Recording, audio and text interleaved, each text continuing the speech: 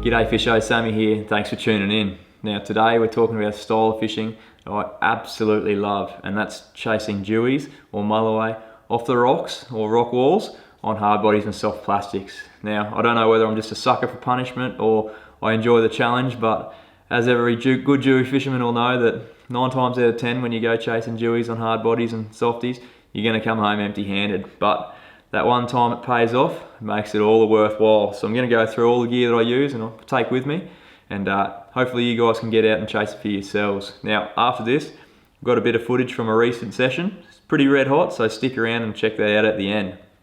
I'm going to start off with rods and reels.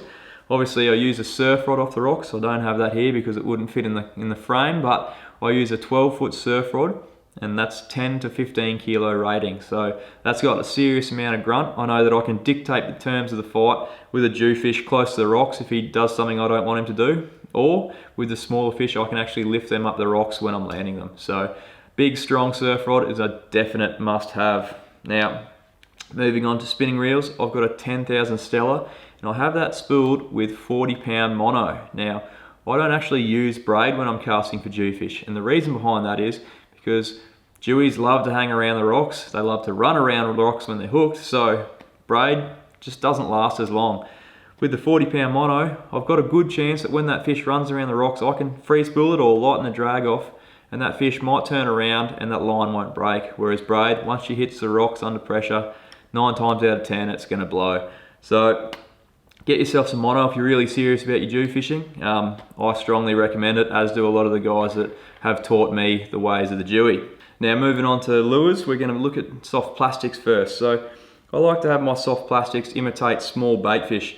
Jewfish are very predatory species. They really do feed aggressively on all types of bait, whether it be little mullet, herring, garfish, anything like that. Anything they can get their lips around pretty well they'll eat. So I like to use quite large profiled soft plastics with big paddle tails. Now those paddle tails kick out a lot of vibration in the water. The dewies can hunt them out, feel that vibration, come through, come in for the kill.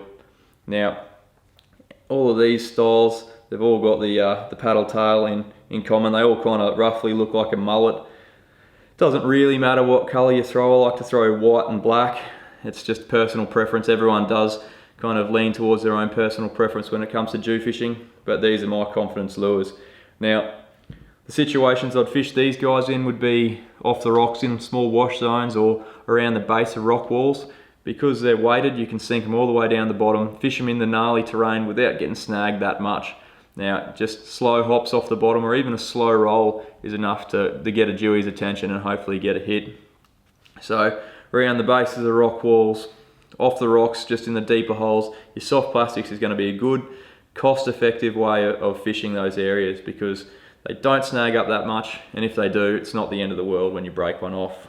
Now, if you're feeling a little bit fancy, you can go for something like this. This is a Savage Gear Rattle Shad. Now, if that isn't a mullet imitation that whets the appetite, I don't know what is, because have a go at that. Now, I haven't actually caught a fish on this yet. I've only thrown it a handful of times, but I can see this being a solid addition to my kit this season. They're only new.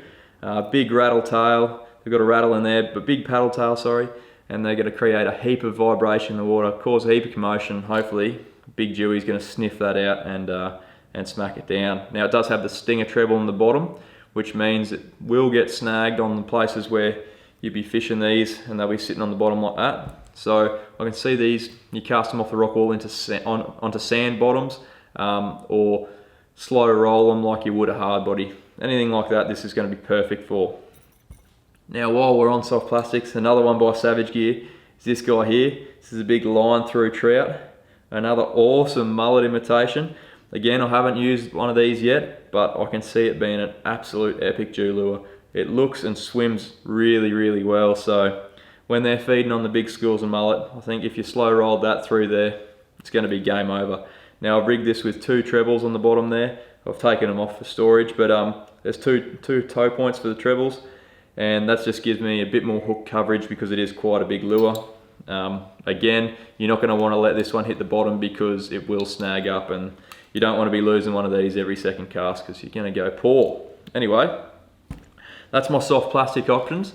Now on to hard bodies. Now with hard bodies, they really aren't that fussy, to be honest. You talk to you talk to 5 different Jew fishermen, they'll give you 5 different lures that work really well. So I think it's more a matter of getting that lure in their face and getting it to swim in the right areas at the right depth, and they're just going to come out and smash it. So I've got a nice selection here. I've got a little Dizzy plug, which I've had for years. I've got a Levy lure by Mick Levy. That's caught a couple of fish, as has this one. I've got the tablecloth first.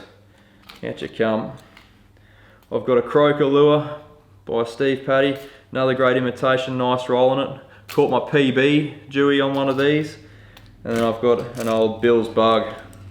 And that guy, vintage Jew lure, big chair leg lure, big wide action. Now, with the hard bodies, it's just a matter of putting in the cast. You fish them in all the same areas you would your soft plastics, but obviously with the bibs, that defines how deep they go. So you got a nice wide fish swimming in through the wash. You fish them in your wash zones off the rocks, around bommies, base of rock walls, along rock walls, all those places where dewies will hang and feed. Now, obviously your larger lures there, they're going to be imitating a serious bit of bait. So mullet, when the mullet are running, when there's tailor around, that's when the dewies are going to be looking for food around this profile.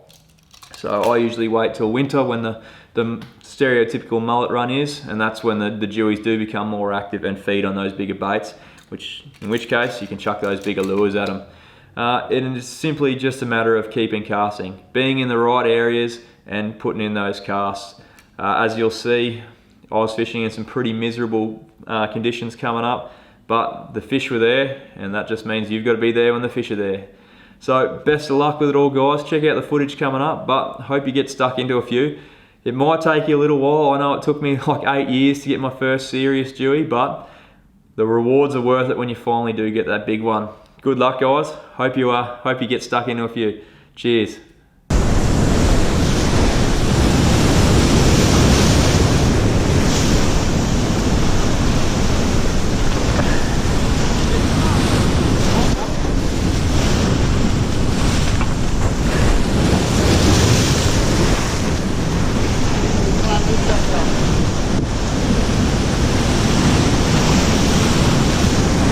Where are you going to try and bring him up?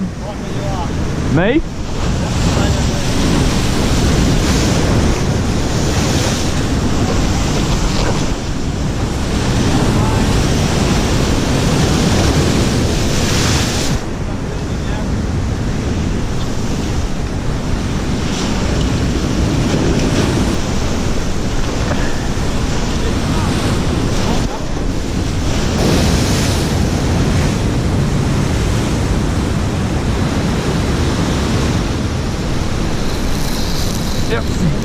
Yep.